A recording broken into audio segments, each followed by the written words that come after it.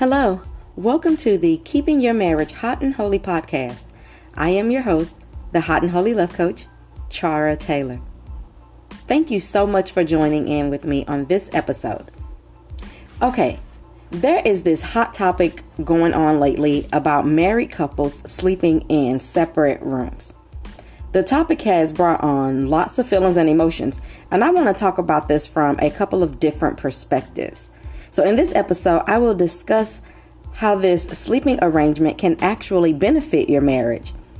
You know, I'm always looking for the bright side of things, especially in marriage. Don't worry, I'm not getting ready to encourage anybody to separate and sleep in separate rooms. Just hear me out for a little bit.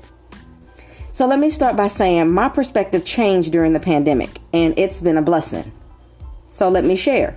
From the beginning of our marriage, I thought we needed to be together and do absolutely everything together. And having separate sleeping quarters was definitely out of the question for me. So I passionately believed in the past that if you start separating things in your marriage, then they would kind of be like prophetic gestures to cause division and separation in all areas of your marriage. So for the longest time, I didn't understand how couples had separate banking accounts, separate bills, separate anything. I thought that was tragic. However, when the pandemic hit and reality set in, I had to rethink a lot of things. One that stands out is having separate sleeping quarters. Stay with me for a moment, okay? I had to come out of the spiritual clouds and live in reality on earth. The outcome of us sleeping in separate rooms has actually brought us closer together. Since we've been sleeping in separate rooms, we've had more peace, less disagreements, and more sex. For us, sleeping in separate rooms brought out passion, desire, and physical attraction. Sleeping in separate rooms didn't mean we didn't love each other, and it didn't mean we loved each other any less. It allowed us some freedoms we didn't realize we wanted or needed. We discussed we had to talk about it. We discussed sleeping separately as opposed to it happening organically. We didn't end up sleeping separately because we were mad or angry with each other. We had two issues that occurred that brought us to this decision. One was, I think I've said this one before, there was a scorpion crawling in our bed next to me. And I've not honestly been able to return comfortably, so we had to consider another option. He understood what that did to me. And so we talked about there being a separate or a different option. Secondly, the air quality in our bedroom was horrible for me and kept me congested and not getting any good sleep at night. Even with purifiers and humidifiers and all those different things, I was still struggling to get really good sleep at night. And what we found out is that I slept better and breathed better in a different room. So these two elements forced me out of our bedroom, but not out of my husband's heart, if you can understand what I'm saying. Now, during this, we did talk and we made decisions like, okay, listen, when you want some sex, come to the bedroom and I'll know. This was extremely helpful for me because I'm not necessarily that great at initiating sex. Now, once the act get going, then, I'm all in and everything is great. So for us, sex time got exciting with us being in separate rooms. We started making quote unquote booty calls to one another. Like, hey, I'm coming through tonight for a little while. Or him asking, hey, do you want to come through tonight? So it kind of brought on a different element of fun. Or, he was saying stuff like, hey, I want to see you tonight. It was kind of like the days when you were single and you were expecting something, or you were expecting, getting a call in for some loving. And so it just kind of brought it all back. And so we've been having fun in that area. We were able to turn an unfortunate situation into a hot and holy time. It's actually been a huge blessing for us. Now we're not disgruntled about what's on TV. He's now able to sleep in total darkness, where I'm able to sleep with some light and some music as I desire. And we still come together to connect when we want to and need to. And it's fun. It's not forced and it's not lazy. Here is what should be learned from this, just to put this out there to you. Having to adjust and have separate sleeping arrangements doesn't have to cause division in the marriage. If it causes division, then it's probably more than likely that you already had some division or some issues going on.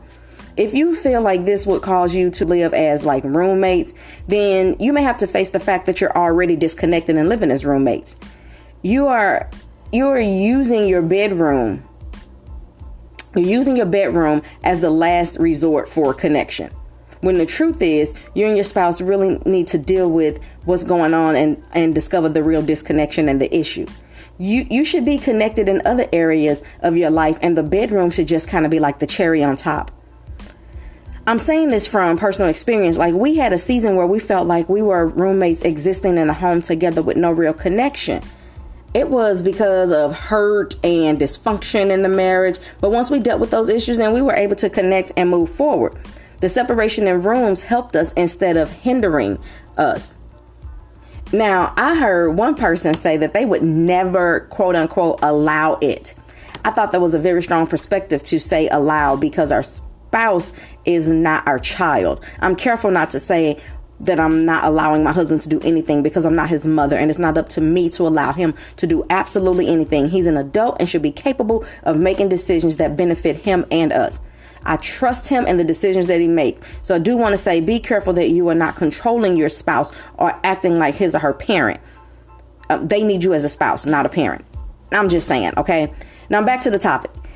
So in a recent poll about this whole idea of sleeping separately, I found that more and more couples are faced with this dynamic of sleeping separately. And in that, 97% of the couples who responded, this arrangement has actually added life to their marriage. Couples have reported that they are loving each other more, finding more joy, being restored in their homes. Couples have matured and saw the benefits of sleeping separately and have made these changes work for them. Couples are reporting how great it is and that there is absolutely no love lost between them. Couples are reporting greater sex, happier attitudes, more peaceful homes. Couples are reporting that they haven't done this without conversation or agreement, and that the sleeping arrangements is not based on anger.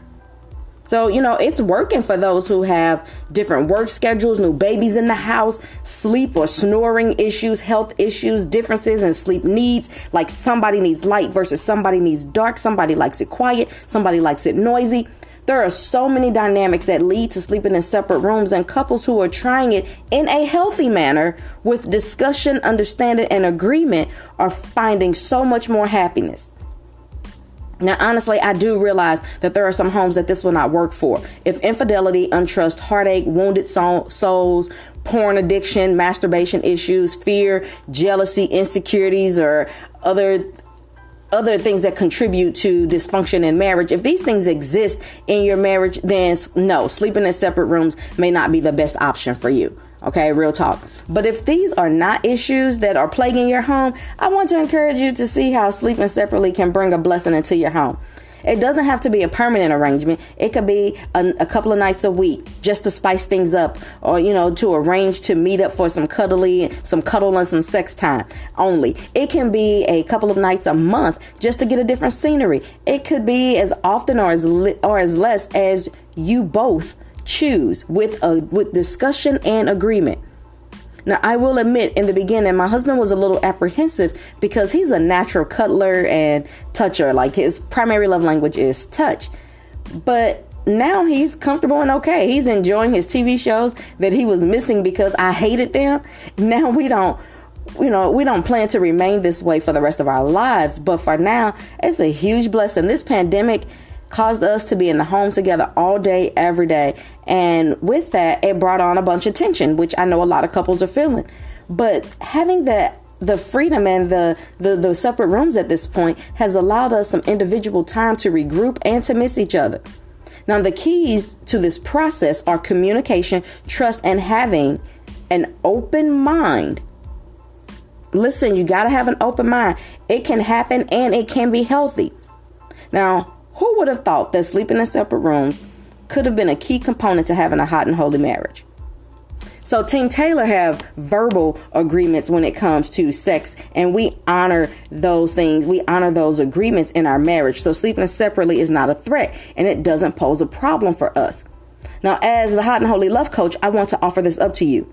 If you have trust and dysfunction issues, I suggest you deal with those before moving to a separate room agreement. So the point of this podcast episode is to make you aware that sleeping in separate rooms can be done in a healthy manner, and it can add life to your marriage if done right.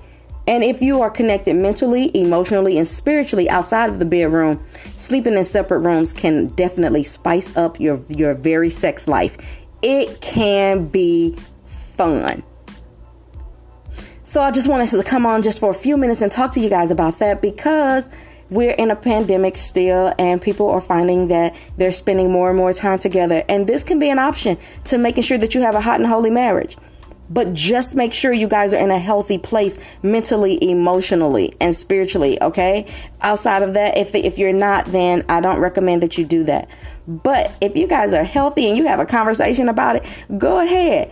Become friends all over again. Separate for a little bit and then come together. Make some date nights, some booty call nights, and say, hey, I'm coming through. Talk about what it's going to look like. It can be fun. And so the whole point of the Keeping Your Marriage Hot and Holy podcast is to give you points, tips, and ideas on different ways to add spice to your marriage and to keep things hot and holy. Thanks so much for joining in and listening to this episode of Keeping Your Marriage Hot and Holy. I hope that this has been a help for you, even just to spark your idea and your mind, to open up your mind to something new. I want to invite you and encourage you to follow along with me on social media. I can be found at Awaken Love Marriage Ministries and Coaching. And you can also email me if you'd like to connect with me at awakenlovemm@gmail.com.